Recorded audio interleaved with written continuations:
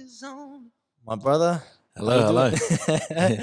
How you doing, man? I'm good, man. How are you? I'm good, man. It's been a while. Yeah, you're on. All good? Yeah, you're on. You're all good, yeah. Are you good on your can you hear for the headphones? Yeah. Sweet. Can hear, bro.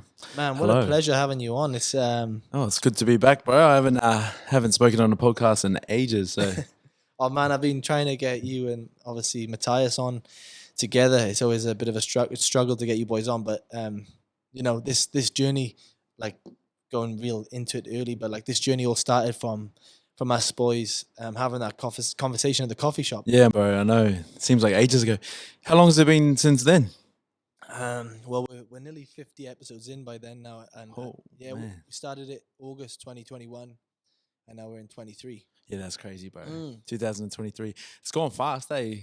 Crazy. So fast. But yeah, I was thinking about that on my way here, bro. I was like, this potty all stemmed from that coffee chat. You know what I mean? So it's like it's all happened so fast. So crazy times, bro. It is crazy, and it's mad, right? Because we had this chat back then. I think it was one episode where we spoke about you were moving on from your old gym Yep. you're working at, and you were like, I'm gonna do a bit of me. Yeah. And kudos to you, man. Like you kind of took yourself out of the scenery a bit, and just went full rogue on yourself, self development, self work, however you want to preach it. And here we are now in your amazing gym. Yeah, bro. I know, eh? Crazy. Oh yeah, welcome to the studio too. Yeah, my bad. Welcome to the studio. Yeah, bro. I went all MIA for a little bit. Yeah. Which I think for some people is necessary, and a lot of that was just like trying to process things and work things out, like my next move and whatnot. And yeah, like it all led to eventually having my own space, which I'm grateful for. Yeah, this is awesome, man. Like I came in here and like I'm just so happy. Yeah. When you see your mates doing well, Yeah, and it's like that's awesome. Like that's for me. That's what I count a true mate, when you celebrate their wins. And Oh, you don't get 100%. envious. And I'm so pumped to see you. We spoke about just before the podcast how there's a lot of people out there that promote everything on social media. You've been real low key, I'd say, on social media last year. Yeah, last year, 100%. No particular reason, as in obviously I know the benefits of using social media, just using any form of content to grow your business, but I wasn't too sure how to navigate around it, and had really good people as soon as I opened up, like good clients, and just through word of mouth, I had enough for the start, if that makes sense. So, but this year, I am definitely trying to put more action towards like content and putting myself out there with social media, like we're saying. So, but yeah, last year was a real quiet year around the socials and whatnot. Yeah, well, you're a natural, man. I think you put a camera thanks, or a bro. mic in front of you, you just kill it, and yeah, it's awesome. Before I ask though, where did the Lightbox, where did the idea, the name come from? Lightbox. So to be honest, because like how it actually came is I didn't want to be like a so it's not a gym, it's a studio, but I didn't want to be like an intense boxing gym, because that's not what like how I am. I didn't want to be as in like purely just boxing, but I also didn't want to be purely like strength and conditioning or that sort of stuff. So I thought Lightbox isn't intimidating for the type of clientele that I usually train. Isn't like your staunch trying to be world champion sort of boxer. It's more like a normal average everyday goer that wants to learn boxing or wants to get fit. So I thought that's how the name started, Lightbox. I thought it's a name that doesn't sort of scare people away. I like that. Or it doesn't. It's not aggressive because it's private training. I wanted to attract the right sort of client, and then Lightbox, and then as a slogan, I just thought ignite the light within. So it just went hand in hand together. So kind of the Lightbox just came because of that, and then the motto came straight after that: ignite the light within. Wow. Because most people come in not confident, and then my goal was to obviously through training boosting their confidence. Yeah, I like that. There's a lot of I see a lot of people, do a lot of training. Like a lot of people get into like jiu-jitsu and stuff like that, and it's a lot of challenges you, not just physically, but challenges your ego as well. Because having someone be able to grapple you, outsmart you, and even in boxing, for instance, learning to use your hands and learning that you in a studio or in a boxing ring, you can get humbled very quickly, and it can grow confidence as well in you and the other aspects. Yep. So do you find that very like rewarding, seeing people coming here probably not a lot of confidence, or a lot of people who have never really put the mitts on and thrown hands, and then Yeah, bro, it's it's quite funny because like I've had one client in particular. He come in just to get fit. You know what I mean? But because it's not a big space, and the ring stands out because it's right here. I trained him for a while, just doing weights, just doing conditioning, and then out of nowhere he just wanted to do boxing. So now boxing's gone up 3 times a week. You know what I mean? So I was never something forced, but like I could tell he was into boxing. So now he spars with me. He's probably found this new fire that's within him that he never knew he had. Like I've punched him in the face, you know what I mean? And like he loves it. It's weird, bro. I'm like, why is this guy like getting punched in the face? Let's get hit. Yeah. But like I was never forced upon him, but he's just I wanted to do it. And because it's a studio, bro, it's a safe environment for him to actually want to learn boxing. Because like if you go to I love other boxing gyms, but I'm like for some people, like you get a hiding, they never go back. But if like you get a touch up when it's a one-on-one training session, it's never too much. You know, you're like, oh, what happened there? And then you want to come back. So it's a friendly environment if there is one for just the average Joe just to learn how to box. Yeah, I like that. That's it's pretty cool, man. And I just love, like, if anyone knows you, you have this infectious personality that just, I'm no one ever speaks poorly about Ziah to anyone. You know, he's just one of the good dudes in the world. And even when you're at the old gym, you know, you did a bit of everything. You did a bit of boxing. You were doing a bit of lifting classes. You were doing, the Met, like the hits. Endurance. Have you kind of found this is more your niche in the boxing, or? To be honest, it's a blessing, and it's also kind of like it's a blessing, and it's a bit of a tough one because I'm a bit of a jack of all trades. Like I like all of the things. You know what I mean? So I don't have like one particular niche, but I haven't. It's not.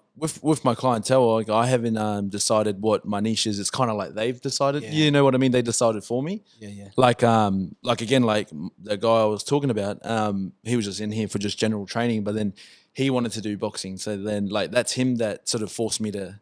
Yeah. You know what I mean? Like, and then it's the same with other people. They've just wanted to learn how to box. So it's kind of like I'm open to do whatever. Yeah. You know what I mean? But like whatever people want, that's where I'll push them to go. Yeah.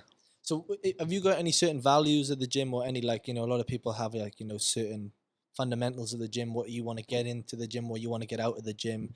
Obviously you say you come here, a lot of people, not a lot of confidence, come out with confidence. Yeah. That's amazing. That is. Yeah. I guess, one of my things is, and this is probably another reason why I haven't filmed much, is just because I do try to keep it private, because I do understand that for some people, some people, they don't want to be seen training. They're just trying to get their groove back, or they're just trying to learn something. So it's kind of the main thing. It's not a value, but I just make sure it's a safe environment for all my clients. That's amazing. So the main thing is just make sure I just cater to their needs and cater to the individual, and then make sure they feel safe. Because like for some people, bro, you go in, even for myself, man. Like you go to a new gym, a new environment. Like, even if you know how to hold yourself, you know how to do things, you still feel a bit like, oh man, a bit nervous sometimes. So I just like, it's more for that sort of person trying to get their groove back. Like, I just keep it safe. But then again, I have a few beasts in here, so yeah. Do you ever want to get back into fighting yourself, or you? I'd love to, bro. I have a few plans in my. It's not like not a priority as in like trying to climb the ladder in a way, but I want to do a few things first. Yeah. There's a few things first in my head, and then I'd love to fight YouTubers, to be honest. You know what I mean? Like that's like I can see it in my head. So that this year's about putting action towards things. Yeah. But I don't necessarily want to try climb the ladder and be world champion. But I love the sport. Yeah. And like it's my favorite hobby. Like I still spar 1 to 2 times a week. Yeah. Purely just out of love, bro. Like because I enjoy doing it. Yeah. Like people enjoy going for a run. I enjoy doing that. So I'd love to fight YouTubers for fun. Obviously finances as well, man. That'd be real handy. So let's not talk BS here. So obviously when I say there's a few things to be done, I got to obviously build some sort of profile to make me eligible to fight those sort of guys. Yeah.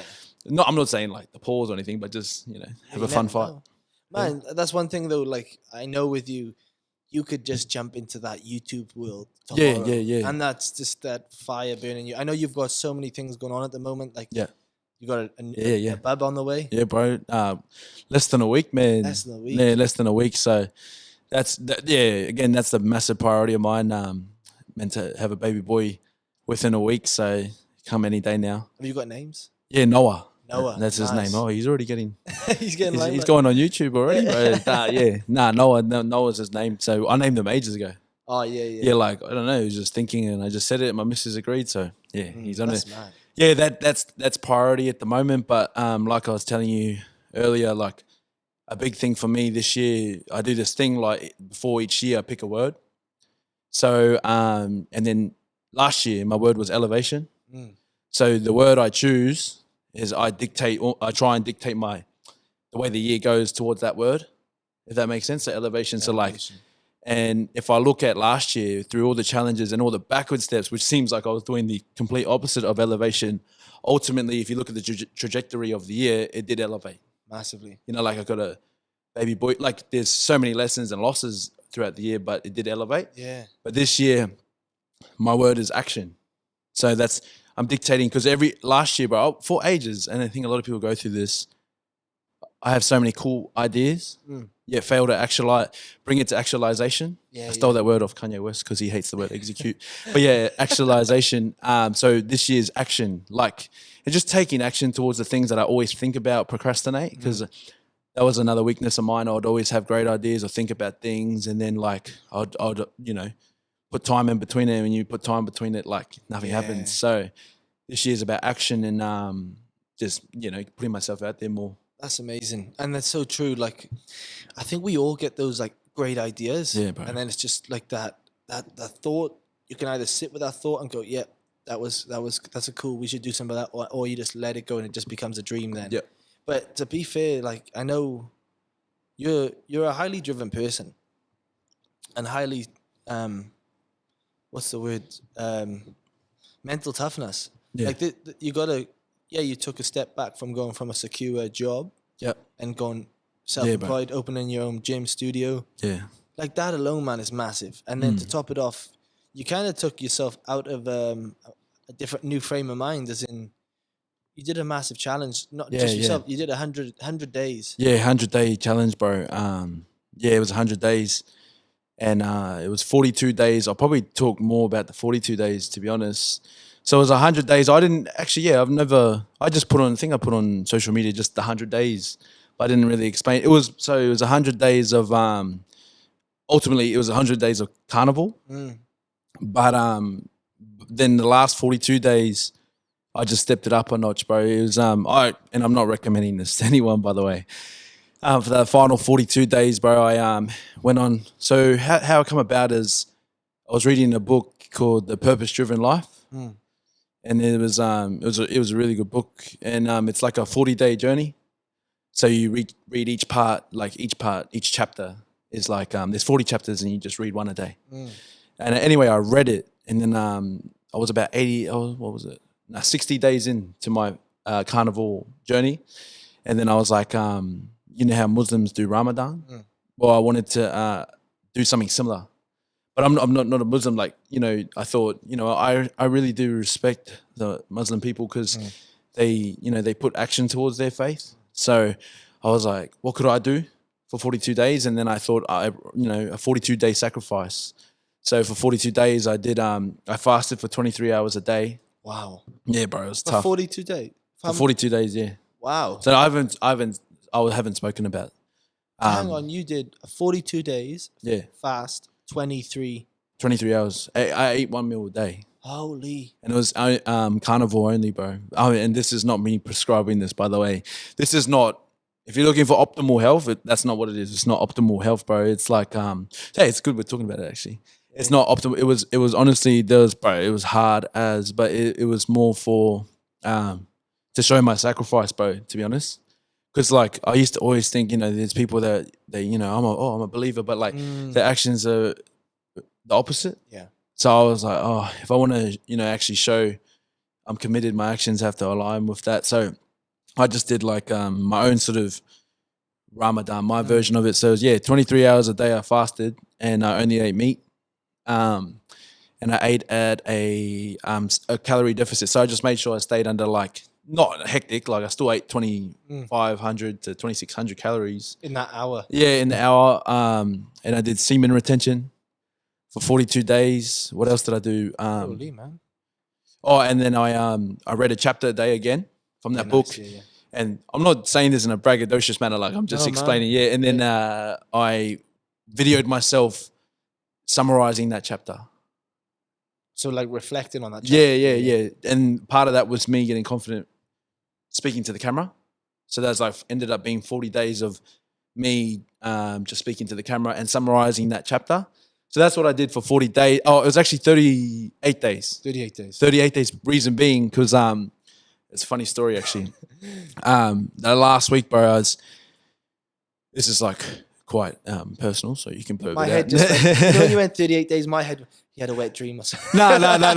Yeah, no. It's like it's wet, but it's diarrhea, bro. Like, yeah. Because like obviously it's not healthy, bro. Like had diarrhea because I probably wasn't processing things well, like as a member, but something I was lagging something. Yeah. So anyway, my energy was low. It was just the last week, bro. But the weeks beforehand was fine. But the last week I started getting lightheaded, and I was holding pads here. For one of my clients, and I started getting head spins. Wow. Yeah, and I was like, man, what's going on? And then I was like, nah. And then I was like, nah, you're being a BIT, you're being a bitch, bro. Come on, you push. And then the next day, I was getting a bit lightheaded again, and I was hitting head spins when I was holding pads. And then as someone was punching me, it was like punching the pads. I was like, whoa, nearly missed that one.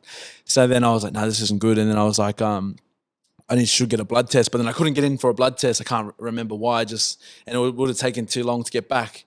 Anyway, I was just too low on like glucose. Yeah, and had no fiber because I hadn't gone to the toilet properly. Oh, it's funny as I was with my missus and I was like, I said no. I called my missus. I was like, I can't drive home, and because I was like I felt like, man, I might crash. So she came in. She picked me up, and we went and got the what's those fiber cereals?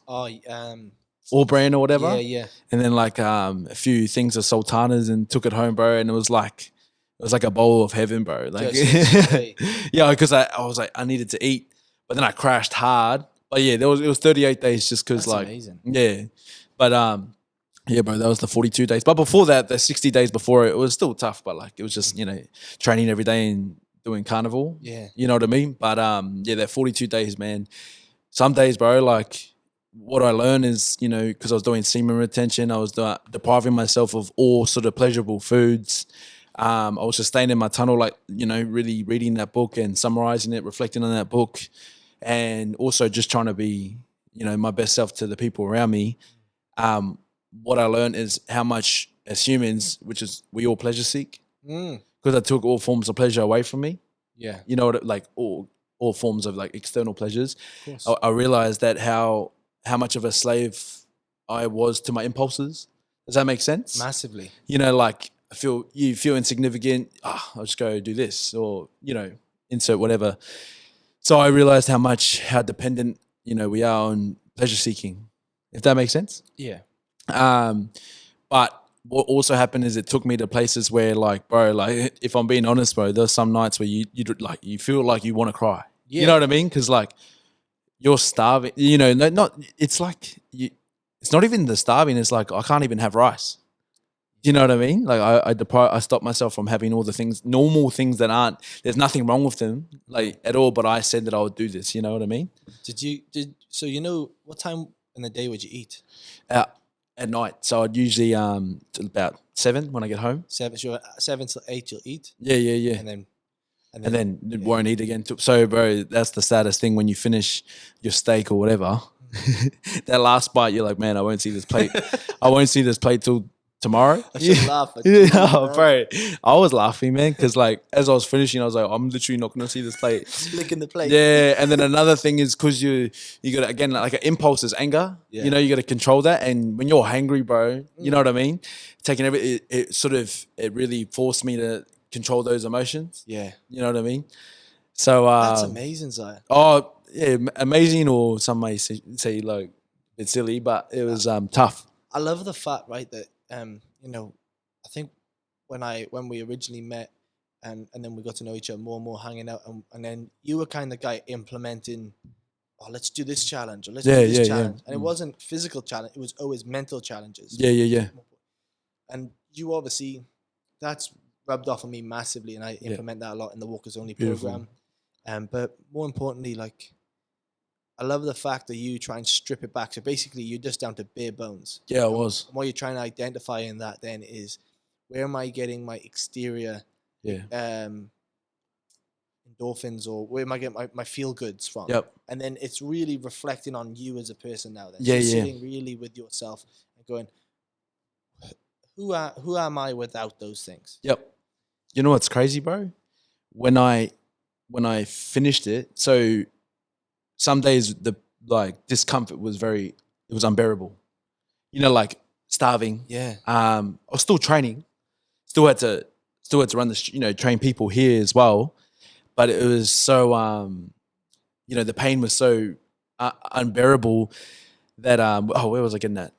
The pain was unbearable with when you're starving so much and you had clients. Yeah. So like the pain, it was really tough. Yeah, that's what I was getting at. Sorry, the pain was tough, bro. But I once I finished, bro, so I went and engaged in some really good food and all that.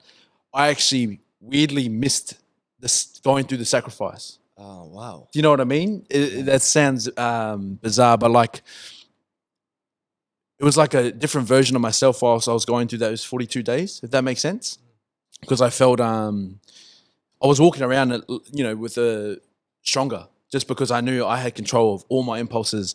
I was a slave to nothing for that 42 days. Did that make sense? Yeah, Like nothing had control over me. So like I was definitely clearer in my head, and I was like clearer with like everything. And because I was doing that, I was proud of myself. Do you know what I mean? Like even though you're going through the pain, I was proud of myself because I was sticking to what I said I would do. Do you know what I mean? And I was showing myself I can. Yeah. So I learned so much that I was showing myself I can. And then when I finished, because I didn't have any non-negotiables, I actually started missing that non-negotiable sort of lifestyle. And that's what I've learned after the festive season. I definitely enjoyed myself. I had an awesome time, but I realized now I'm the type of person that really does operate its best with routine and non-negotiables. Do you know what I mean? Definitely. But after that 100 days, I've gone 2-3 months where I've just done the normal thing, and which is totally fine. And but I've realized I feel better when I have non-negotiables. Yeah, non-negotiables, a certain routine. And I'm not saying like you're a slave to your routine, but certain things that you do that allow you to feel your best. Yeah. So I've realized I operate and think better and do things better when I am sort of in that, so not self-sacrifice, but in that sort of zone. How do you manage your energy? Obviously dealing with clients, like, I'm just thinking today now, I was coming here and I was like, all right, part of the program today was, the Good time to open the coffee. Sorry, brother. I started early. Well, how these are your new little favorites, at least, these ice long. Yeah, as of yesterday, bro. One of my clients put them in. It's not sponsored yet, but Suntory Ice Long Blacks, they're gone 2 for $7 at the BP. So. If you want to sponsor us, let us know. Yeah, I know, I'll tag you. But yeah, keeping my energy. Yeah, keeping your energy. And here I am today now thinking, right, I've got a podcast today and I've got clients to talk to later. And a part of the program, starting the program into 2023, we started a cleanse. So we're doing a 24-hour fast. Good boy. Just to start. And there I am now thinking, oh yeah, I'm 16 hours in. Yeah. And then I'm thinking, hang on, Ziah's just done 38 days of 23 hours of fasting every day. And I'm thinking, shut up, all. Yeah. I know what you mean, bro. But like today now, I'm very mindful of, my energy. Okay, how am I going? I've noticed I had a coffee earlier this morning. I caught up with a client and I was like, geez, I've had a coffee and I feel like a little jittery. Yeah. So I'm like, okay, how do you manage that with, you've got guys coming in the gym all the time training, you're talking to them, you're engaging them, you're telling them combos all the time. You're doing this for, 38 days. Yeah. So a big part of it was, the good thing is I've already got a good relationship with, my clients. So I just remind myself of my responsibilities. Like if someone's paying me to train them, I have a duty to provide for them. So I put that at the forefront of my head when I was going through the discomfort. Yeah. And you sort of get over yourself. I was just thinking to myself, it's not about me. You know what I mean? Like I chose, and again, with my relationship at home and with my missus and the two boys, it's like if I was grumpy, that's on me. Yeah. Do you know what I mean? Because I chose to do this sacrificial thing. No one's telling me you don't eat for 23 hours. I put that on myself. Yeah, well, So I said my energy and how I talk to my family is actually my responsibility. And again, with my clients, I was like, it's my responsibility. If I'm grumpy, that's my own fault because I am doing this to myself. yeah. So I just put that at the forefront of my head. But energy it's a hard thing because some days you just feel off. Yeah. You just feel completely off, and you don't have that extra gear to give to someone. So I think it's just each to their own. But you start to know the things that can get you there. Yeah. You know what I mean? Like before this, I was thinking, oh man, I haven't spoken in a podcast in a while, so I just had to do a few things just to get me in a headspace where I can talk. So it's Yeah. like, it's a hard one, I reckon. Yeah, I get it. I get it. I totally do. Do you find as well then though? So you're like, all right, I've only got this much energy. Just put it like in our hands like this. Yeah. Do you go, okay, I can't afford now to not so much sugarcoat things, but purely be like, I've got to be direct here. If I don't Yeah. be direct, I'm just gonna drain myself even more. Does that make sense? Yeah. You got to be real as well Mm, and be honest. I try and be real and honest. yeah. You know what I mean? Like, if you're not feeling, don't you? When I say energy, I'm not being fake. Mm. You know what I mean when I'm here.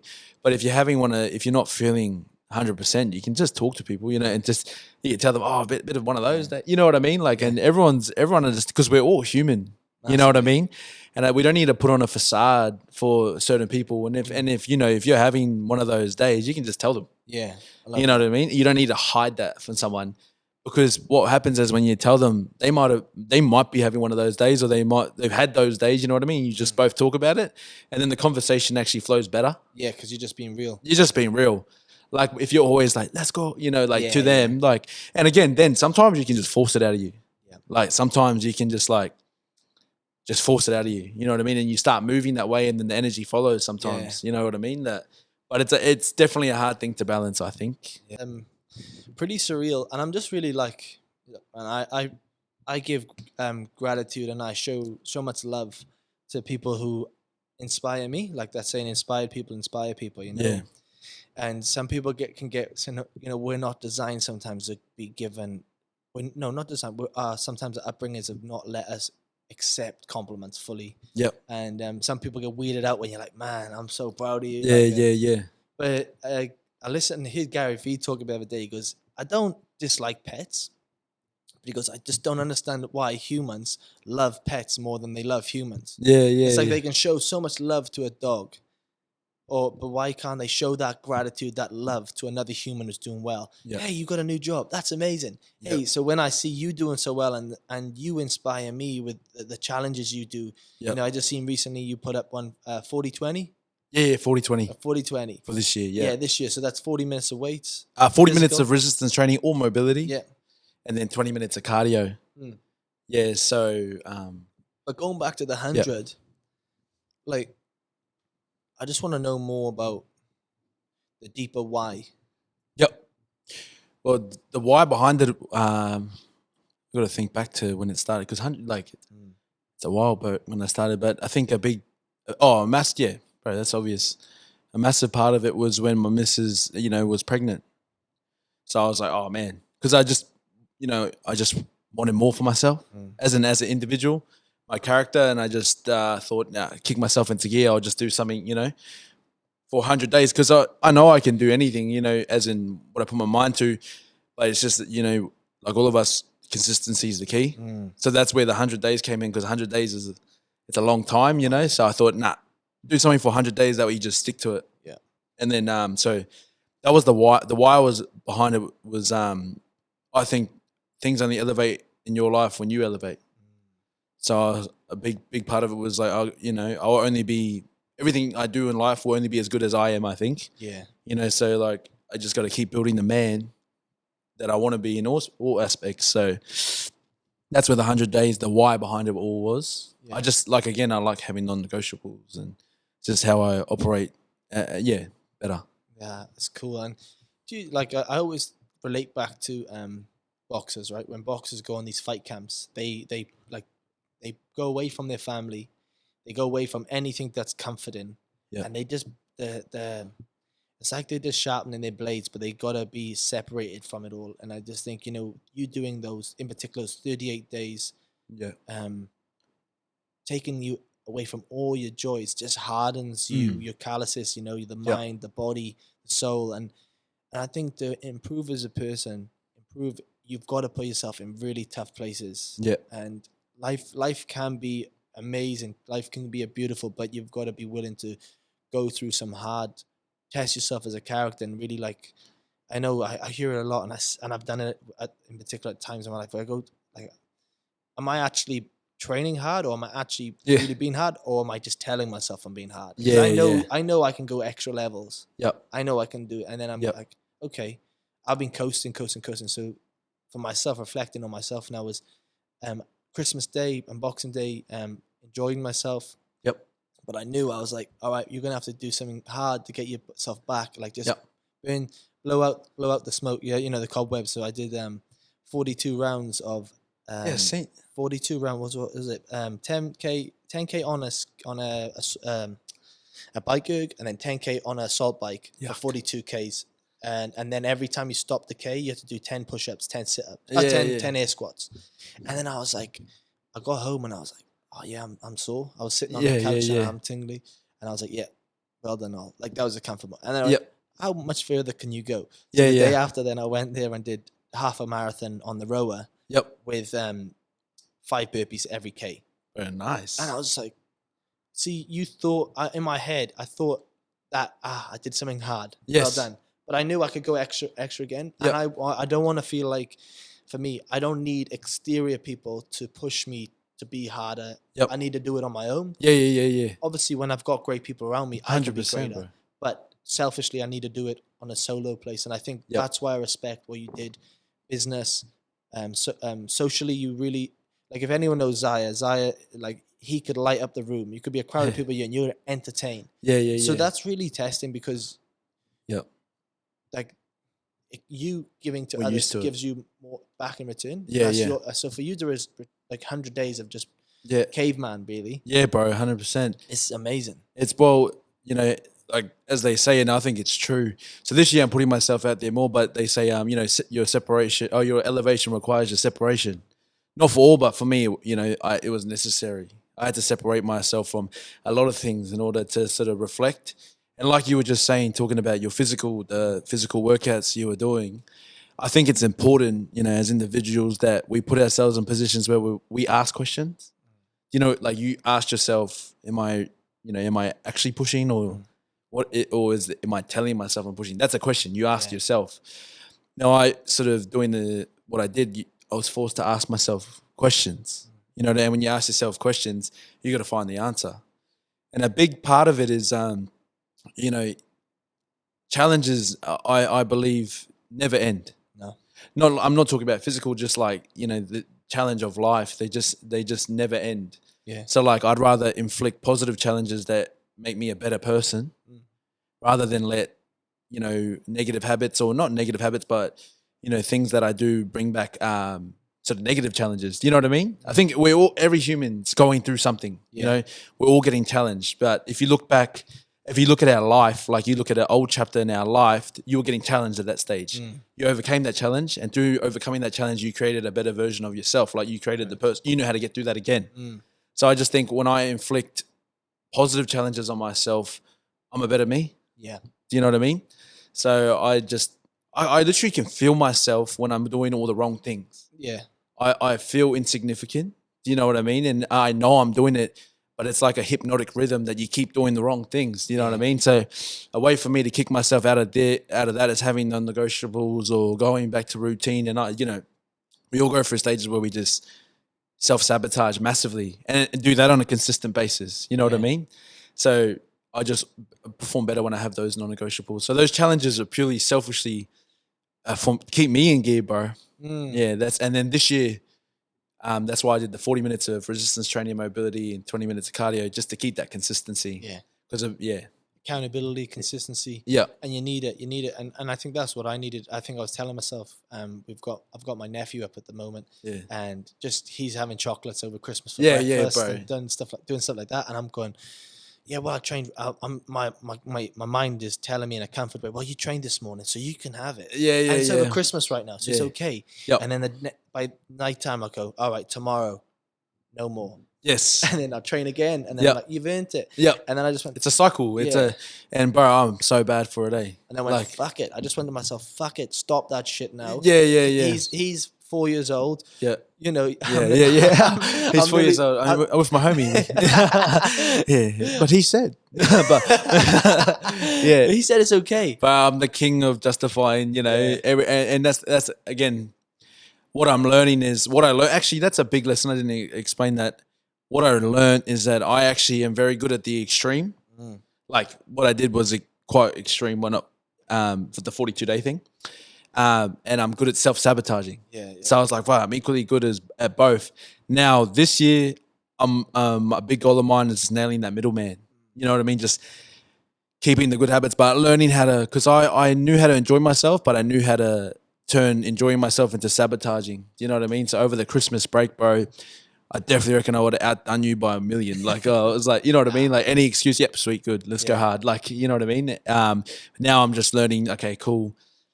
You just got to learn to enjoy life, but then bring yourself back. Enjoy life, bring yourself back. Because there's no point living here at the extreme because it's not sustainable, bro. Say it's sustainable, you'll end up sabotaging and you know what I mean? You got to have that healthy balance where you can sustain it for the rest of your life. That's where the 40-20 come in because I was like, it's an hour of my day. Yeah. I got a newborn on the way. I'm a realist, man. I understand that it's going to take most of my time and energy. So if I just can put an hour aside to like the training side of things, then that's manageable. I can do that. Definitely. So that's where it came from. I didn't do anything extreme. Like, my old man said to me, don't do anything extreme this year. You got a newborn. And I was like, yeah, I know. All good there. Yeah. and the other thing is like, people talk about leading by example for that young fella too. Yeah, that's a big reason, man. Not just, spoiling them with everything, every lollies, every chocolate, and, showing him leading by example that, hey, this is the life I want you to lead. Like I've seen your dad in the gym, bro, and like he works hard, he trains hard, yes. and I'm like, well, he's obviously planted the seed in you. Oh, big time, bro. Yeah, honestly, it's such a blessing having my old man, because like growing up, we were always in the gym. He boxed, he fought boxing, kickboxing, did bodybuilding competitions, strongman competitions. So, he set the bar high for myself and my brother, just to get after it. Yeah. He led by example. It was never, his words are always great, but it's his actions that spoke louder to me. Yeah. And just being around it, I wouldn't obviously wouldn't be a trainer. I wouldn't be into training. I wouldn't be into all these things if it wasn't for my old man. So a big part of it is his actions. So I need to, elevate that again for my son, got to lead by example. So yeah, I know. Like you said, that's my motive now. Yeah. Yeah. It's amazing. It is, and it's so good, man. It's so good to see. It's so good to see the growth of you as a person, not just as the studio, everything, man. Yeah. Likewise, bro. Oh, man, I'm not a pro at the podcast, but I've been like, far out, how am I gonna try angle this back at Ollie? You know what I mean? Because I was like, I wanted to talk more about you because off the mic we haven't actually, caught up. Yeah. So I'm trying to I want to catch up with you, stuff me. Nah, I get it. And I kind of I remember at the start when we all kind of, even Matthias, focus on the CrossFit, you working on personal and working on the gym, and I think at one stage just like, oh man, we haven't caught up in ages, blah blah blah, and I was kind of like, why? And then I was like, hey, you know what? Sometimes for you to pursue something you need to do in life, you've got to take a step back and focus and be a bit selfish on your journey in a good manner. And then I bumped into you. I was driving and you were going to get a coffee. You wolf whistled at me or something? And he this bitch. Another one. Nah. And then I was like, hey. And then I caught up with you and I couldn't believe the transformation and how much weight you lost. Thanks, bro. And I was like, what have you done? He goes, all right, man, I'm ready to do this podcast now. I remember you hitting me up recently and and you were like, the timing's got to be around this time. And it works out well. And but yeah, man, it's a lot has happened in all three of our bro. realms, What about proud? Yeah, you. Yeah. So remember when I caught up with you? Yeah. So when we bumped into each other, when you wolf whistled at me, I didn't even know you were going to play footy again, bro. And you're like, you said it so casual. I was like, this guy, he's playing that humble, cool guy. You were like, oh yeah, I'm actually going over for the World Cup. I was like, what the heck? Then you're on my TV, bro. That's why I'm trying to find out from you. How was that, bro? The World Cup was cool, man. It was. How did it come about? Like, how did you? Because you go from not playing footy to. I wasn't playing at all, and then my brother was playing in the Brisbane Rugby League comp, one below the interest. Is that BRL? Yeah, BRL. And he goes, look, it's a good standard, really good standard. Yeah. And you got really talented players in there. And he just said, hey, look, I'm going to retire this year. I'd love for you to play. And it was probably like 6 or 7 games left of that season. And I went, nah, I'm good. I'm really content in where I'm at. Business-wise, everything's going off. I just started to really pursue the programming. The podcast was going well. We have sponsors on board, and I was like, I can't afford to turn my energy to that, and it's not a real passion of mine anymore. Yeah. And then he said, look, he asked me again like a week or 2 later. He's like, look, man, just come down training one night. And I went, you know what? Me and my brother have never played together, and I went down and trained, and I was like, oh, this is fun. And then the coach is like, look, you want to play? And I was like, oh, we'll see. And then he goes, look, we'll chuck you on he goes, do you want to, anyway, chuck me on. And I thought, all right, I'm going to go back into the half back position. So I know I don't have to defend too much. Yeah.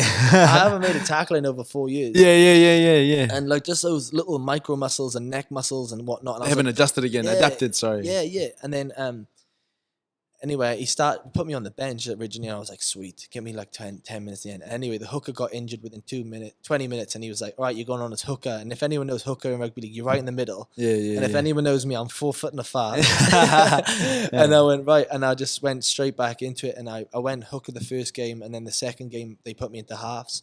And I was just like, oh, this is, I was enjoying it because I wasn't putting this pressure on myself anymore to be something, to achieve something. I was just purely doing it. Enjoyment. Love. And love, And like, if a mistake happened, if I threw a shit ball, which happens a lot, I would go, so what? So what, And then I'd go, next job in my head, next job. And then I was just, the person I am now, I would bring that to training, like, and I'd be like, I'd tell if someone did something really well, I would tell them that was awesome, man. Well done. And I just seen the response of people improve from giving them positive reinforcement. I was like, whoa, like, I can be a puppet in this team. I don't have to be the team. And then the team manager from Wales, so I would have been like 3 or 4 games in. He goes, hey, been watching your live stream games on YouTube. Looks like you've still got it. Would you be interested in being in the squad? That's crazy. And originally I went, look, man, not really. Yeah. And he goes, look, we'll put you in the trainer squad. And it was like 50, 60 people in the squad, but it's going to be cut down to 20, 25, I think it was. And I was like, oh yeah. Yeah, no worries. I said, I'm not going to get selected. Yeah. And then I was telling some friends, I was like, yeah, they put me in, but I don't think I'm going to go. And then, last game of the season, they're like, oh, congratulations, you got selected for the World Cup. And I was like, but the itch was coming back more and more. But I'm at a place now, and this is one thing I'm really proud of which connects to the Walkers Only programming is, there's a lot of things in life that we can become really good at, or it molds us as a person, and we think it defines us as a person. Yeah. And I'm at a stage where I know people suffer and struggle without that purpose or that identity because we think we're in this box. Yeah. We think this is what made us happy from a young age, or this is what defines us as a person.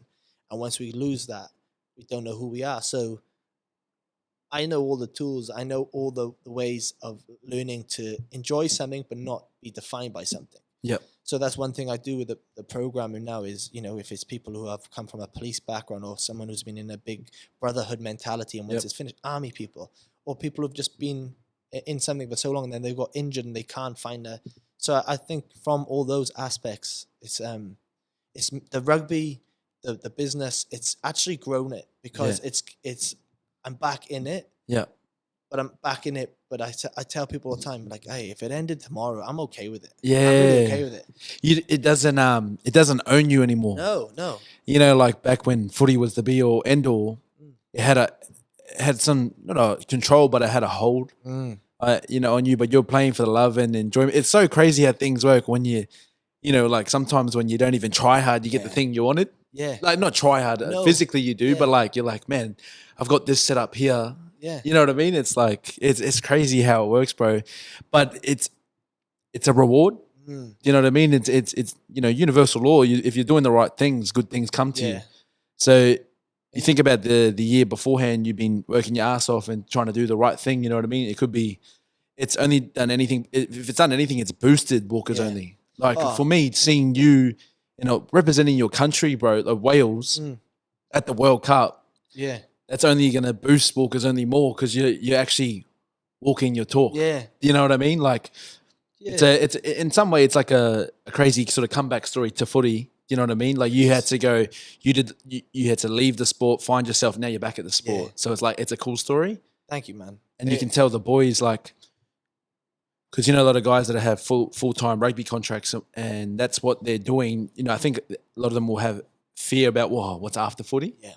And then you're a living example of that. You're gonna be like, it's all good. You know what I mean? But now you're enjoying footy. Yeah, massively, and I think that's one thing I'm really grateful for, and I'm proud of from my journey is now I have people I deal with, professional athletes, not just Nice. in rugby, in other aspects, of other sports, and even businesses where, like, a lot of people struggled with COVID because COVID stopped them from going to training. They couldn't go to their job, which was sports. Yeah. And they realized I'm not happy without the sport. Yeah. So I've been very blessed that because of my journey and teaching people that the job or the sport doesn't define you. Yeah.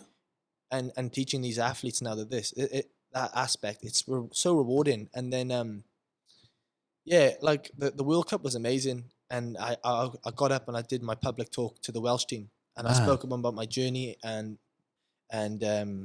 aspects of what we do and my vulnerabilities. And you'd stand up in front of 30 alpha dogs, and you pour your heart out and talk about your own journey. I talk about mindfulness, meditation,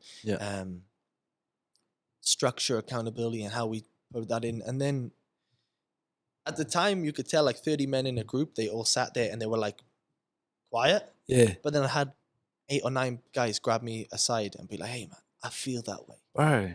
I feel that way." And then I was like, wow, like amazing. And then like we've got people on the lifestyle programs, we've got people on the sports programs. And then one of the most, I know I'm kind of talking about rugby and I'm going on a bit of tangent, but one of the best things I had while I was home, I went to my hometown and I just went out to catch up with my best mates from back home. And I bumped into people and they were just talking like, "Oh man, like I listened to your podcast. I love what you're doing. You don't realize how much you've helped me." Yeah. And like, man, I get choked up thinking about it because it's like my journey, me being vulnerable, has like helped or inspired people to get out of the rut that they were in. 100%, bro. And like your biggest fan is someone you don't even know. Yep. And so true. And that's the most, I can't put into words, man. I really can't. And I remember like telling my parents, like, "Oh man, Dad, like we've got the community side now. We've got, I'm impacting people's life in a positive way." Yeah. And they're like, "Oh, that's amazing." But they're from a generation that doesn't understand it. I totally get it, bro. Yeah. Yeah. If I told them I've got 150 caps for Wales, they'd be like, they comprehend that. Yeah. But yeah, man, going back to the World Cup, like playing against the Cook Islands, playing against Tonga, playing I'm half against Cook Island. oh man, we it was unbelievable. And just and then Papua New Guinea at the end. But just going into it really, really in a good place and going in there and like, opportunities open now. I'm going on Sunday to Manchester. Crazy. That's what I was trying to lead to, bro. Sorry, man. I'm going on a tangent. Are you just going to quietly tell me, "Oh yeah, I'm also going to England"? Yeah. So I had a couple offers and from the World Cup. Yeah. Crazy, bro. And I was like, what do I do? And I was like, hey, this opportunity won't come again. Yeah. Where I can, I want to come back to Australia. Like I see this as like a second home essentially. But at the same time, this is a great avenue because of our client base is in the UK as well, that I can go over there and grow the business, play rugby in the championship, and see some friends, my childhood best mates, and it goes in hand in hand. I was like, this is a 10-month contract. Bro, it's an amazing opportunity. Yeah, yeah. How do I say it? You think your journey, you think you know where you're going to go in life. Yeah. And you have no control. 100%, bro. As long as you just be open-minded to taking that plunge. I'm weirdly nervous, excited. Yeah. But I think you got to step out into the unknown. Like Yep. Yeah. Yeah. But they you never know what. Yeah, like you said, you never know what's ahead of you. Yeah. You just never know. Like if someone would have told you you're going to go like this time last year, someone told you that by the end of the year, so last 2022, they said you'll be playing the World Cup, and then you got an offer to go to Manchester to play for 10 months. You would really struggle to try and navigate how that's going to happen.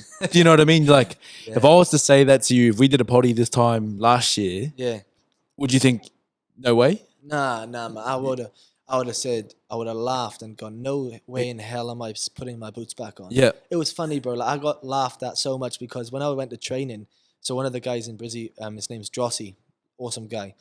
And I go, hey, man, I'm going in the World Cup. I was just about to go back to club rugby with my brother. And I go, man, I've got no boots. And he goes, Gentles, bro. Nah. He goes, hey, I got some boots for you. And I go, really? And I looked at them, man, and they are the worst looking boots ever. Are they talking about? The molds are just like, it's basically running flat footed. And they're fake as. And I went, you know what? Perfect. Because my mentality was like, I don't need short term. Yeah. I short term, and it was like, this is just a bit of fun. I'm just playing a game of footy, man. And then I wore them. I thought, I want to wear these boots for the World Cup. Yeah. And just to everyone stuff, flash stuff. You don't need flash stuff. You know when Mike Tyson used to come in the boxing ring? Bro, yeah. And he used to wear the black boots, no socks, those short, and it was just real like. Yeah, I remember when my dad used to. Oh, sorry, Mike Tyson. Yeah, my bad. And it was that bit of that I don't care attitude. Yeah. But he cared. But he trained hard. Yep. But he went in the ring, and the way he looked, the image he perceived of himself was, I don't really care. Yeah. But when I'm in that ring, when that bell rings, I'm on. Yeah, 100%. I'm action. Yeah, and I think that comes back to you with 100 days as well. When that day one starts. Yep, I'm on. Yeah. You're on. You put your mind when you're doing something, you put your mind in a different sort of section that okay, this is, I go now. You know what I mean? Yeah. But like, I want to go back to talking about how how you never would have thought you'd be in the World Cup. You'd be having a contract, which is crazy, bro. It's something there for everyone. Like, we all go through hard times, bro. We all have some sort of hard times, and we do struggle to see some sort of light. Yeah. You know what I mean? But if you're going for a hard time, you have no idea what opportunities are here. And I keep thinking like that. I have no idea what's ahead of me as well. Like zero idea. I can control what I do today. Yeah. I can control what I do right now, but I have no idea where the opportunities that are going to rise for me through doing the right things. Yeah. So like, I just keep going, and it all opens itself up for me. But it's something there for everyone. You just got to hold on, have faith, and keep moving, because you have no idea what's ahead of you. I reckon there's pathways in our lives. So if you do these things here, they'll lead to these good doors over here. But the same goes for the bad things, bro. Like, you do these bad things, there's doors there that are going to take you that way. You know what I mean? Yeah. So one lesson is to don't let the bad times hold you down, because you have no idea what's ahead of you, like the good that's ahead of you. But also don't let the good times, the great times give you a big head, because you also don't know through bad decisions what doors that will open. So true. So I always keep that in the forefront of my head. And you're a living example of what lays ahead of you when you do the right thing. So there's hope there, for everyone. Thank you, man. That means a lot. And I think it's like what I talked about earlier. Accepting compliments is something I'm slowly getting to. Even telling you, like I do take them on, because how can I give them if I can't receive them? Yeah, hard. But with you, like it's a hard podcast because both of us hate compliments, and both of us hate talking about it. You say, "Oh, like I don't like talking about myself too much." So yeah, we're crowds, like me and you. We're like we could have an audience, and we can connect people through our energy. Yeah, and man, I like people come in your life at great times as well. Yeah, and right times. Yeah, true. I think and some people come in your life it's a saying, seasons, coming in season, and don't get upset if they move on or you, like, I heard this thing in like a rocket going in the sky. It has things that are attached on to a certain level, and then when they get to that next peak, if they pop off, don't get upset when they pop off.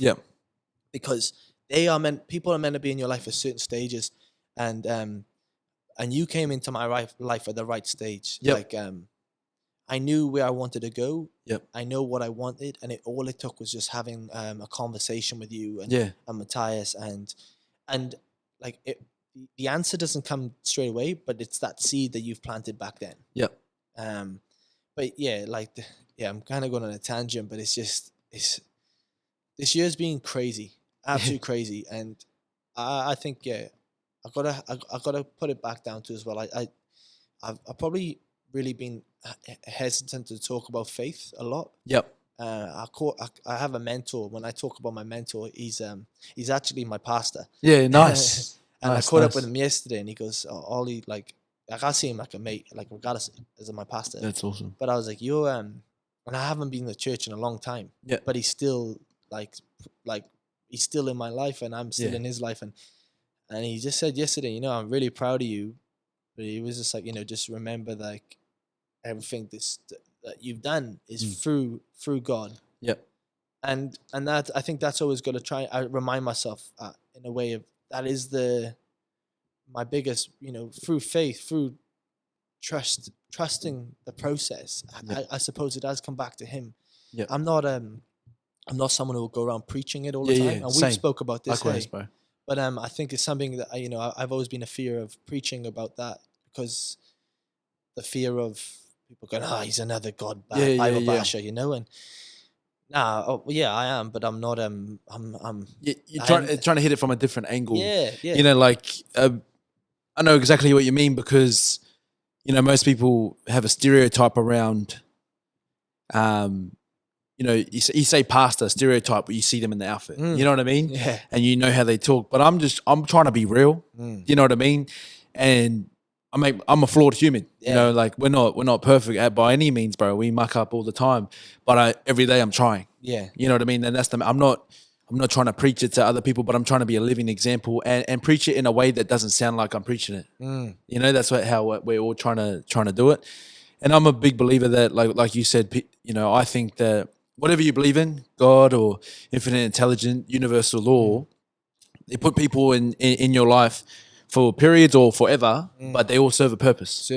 You know what I mean? And like you said, there's heaps of people in my life there because they're out of sight, they're out of mind. I don't see a lot of people, but I don't hold any negative feelings towards anyone. It's just I'm just doing me. Everyone serves a purpose in your life, but I don't hold hard feelings when you don't see people. You know what I mean? Because I'm grateful for everyone that's come into my life. But like you were saying, like you're happy for I'm happy for all my friends and everyone in my life when they do good. And if anyone is a hater, that's a reflection of themselves, as in, like, I've been a hater before, bro. I've been jealous before. I've compared to myself to people before. I've done all of that stuff as well. And most of the time I wasn't feeling good internally, like myself. So it was just a reflection of what I was going through. You know what I mean? So when someone's a hater, I don't take that personally. I just understand, it's something they're going through. So if someone's a hater, it honestly is a reflection of themselves. And I'm only saying that because I've been a hater before. You know what I mean? Yeah. They're all on. They're all, I looked at the light, that's all.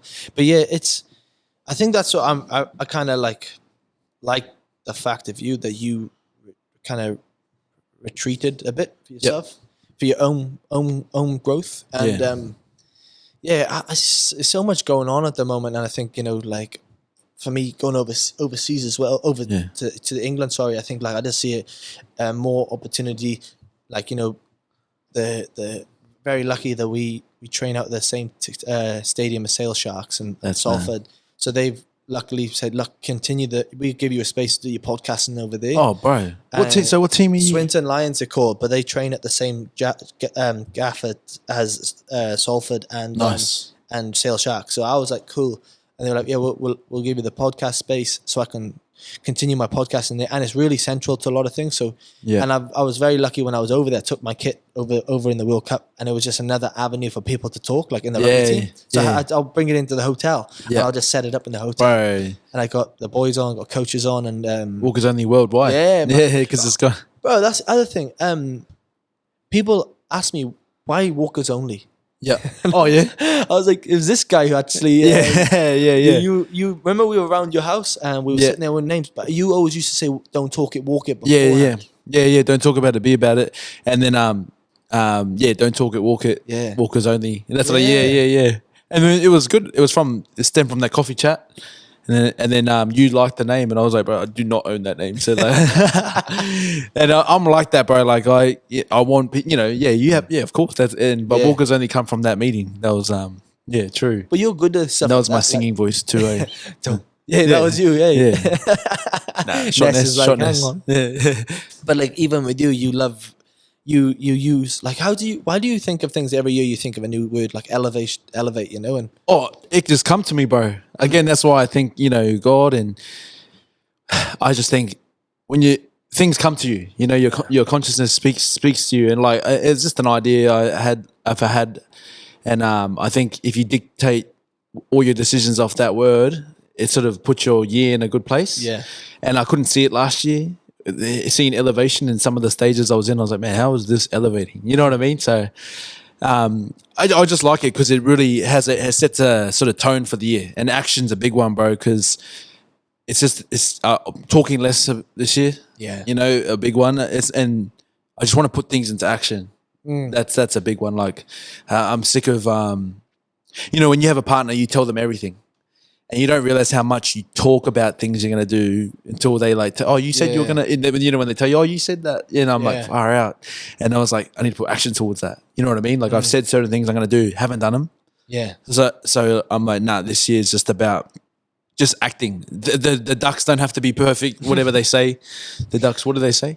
I don't even know. Ducks you have all your ducks in a row. Nah, or whatever. Everything doesn't have to be perfect. I'm just going to put action towards things, And I'll work it out along the way because I think the guys that I respect in this world, the guys I look up to, they just put action towards things. So this year is just about bringing things into action, like just putting things into action. Yeah. So that's just like, and it already, bro, like the way when I think, even when I talk like that, my head's like, just boom, act on it, plan, do it. You know what I mean? Yeah. That's just how I want to be. Who are people that you look up to and get inspiration from?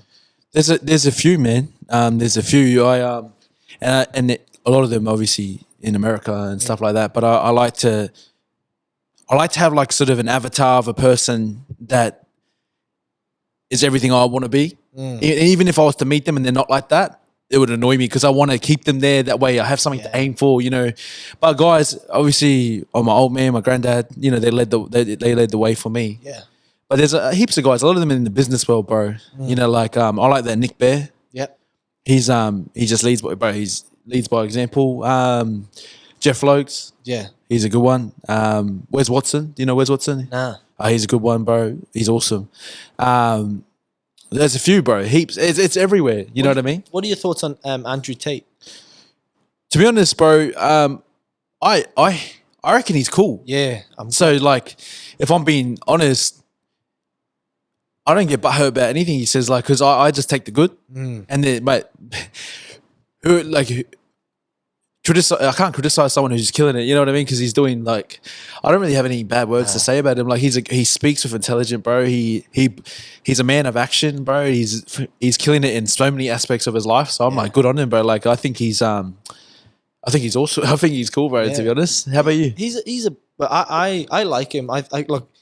It's like anything, right? You can like you can find the good in the people, and you can find things, and you can twist things. I think we're in such a woke time that you're always going to upset certain people. Yeah. But I think he is really good at how he words things, and he knows how to trigger people. But if you really listen to what he's saying, I think there's a lot of good gems in there. Oh, 100%. He's a smart man, and he just calls a spade a spade. Yeah. He's not afraid to.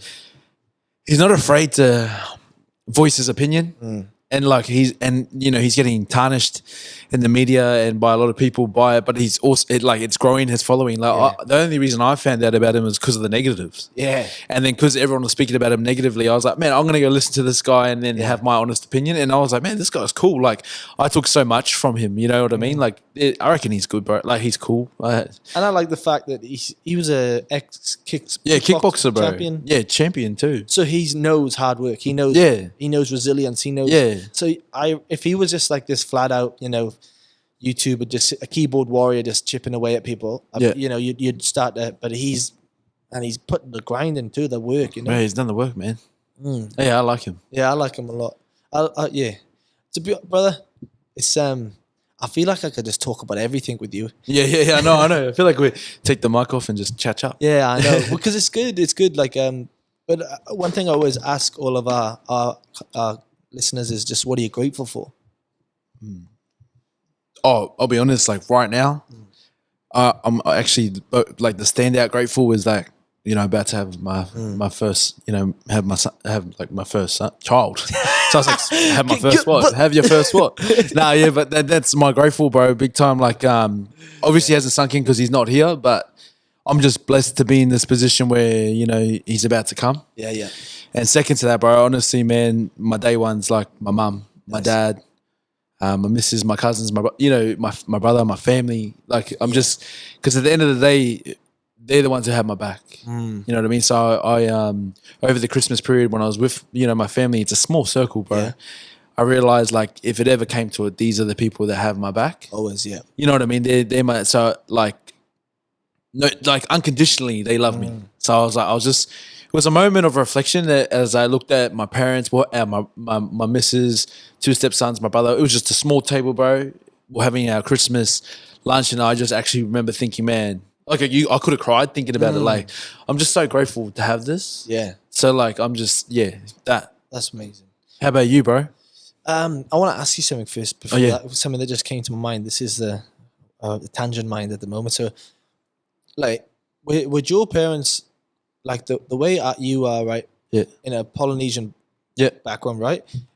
I see a lot of Polynesia really quiet, like yeah, and where you are like pretty extroverted. Yep. And you're like you're very like to talk. Yeah, no, but you tell people as well, like, man, that's amazing, bro. That's awesome. Yeah. Like you'll tell them. Have you had that? Like, were your parents very like that to you? My dad. So no, my dad was my mum was like real calm, quiet, soft nature. Whereas my dad, I grew up always being around him and he always talks to everyone. Yeah. So like he, and he's just, he always talks to everyone and compliments people. And I think, as a kid, you see that. Yeah.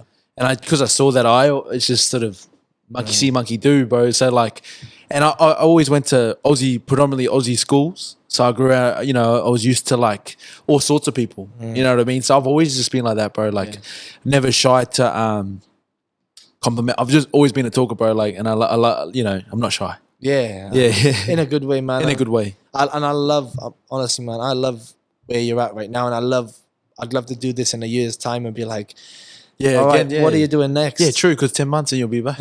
Around this time, this time, sorry. That we know of. Yeah. You don't know where we might be after that. But, yeah. I'm grateful, man. I'm grateful for reflecting on a really good year and reflecting on coming across some amazing people.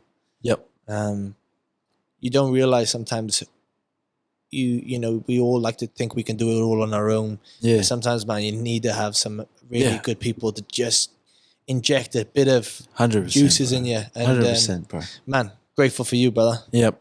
Oh, can I go ask one more question? Yeah. I was gonna. What do you think? You can think about it. Was your biggest challenge of 2022? Good question. Off the hip, biggest challenge of. Challenge or biggest lesson? Lesson. Probably. Well, I quit my job. Quit my job Yeah, was a right. challenge, and then I went and just jumped into this space. Because I didn't navigate this podcast. No. That's just how we go, and I love the organic part of this. Yeah. Probably quitting my job and then going into full time with Walkers Only with the program, the podcast. That's crazy. And realizing when motivation's not there, you still got to keep turning up. Yep. And probably that was it because Yep. It's not going to be there every day. Oh, bro. And you Preach. can't. I told, like I'm going again now, but I told the guys on the program, when we do the 12 weeks, I said the first month you're going to be highly driven by motivation of others. Once that motivation is wore off, it's down to you. Yep. I'll be there. You're surrounded by amazing people, but you still got to do the work. Yep. And if you and then you come to a crossroad there, you go, do I want to go back into my old me, or do I want to kick on and excel into a new version of me? Yep. And yeah, so that's it. That's a good motivation. answer. Yeah, but man, yeah, thank you so much, brother. And yeah, fingers crossed. Thank you, bro. Noah, Yeah, bro. Noah. good name. Good name. Yeah. It's a good name. Thank you, bro. Thank you, bro.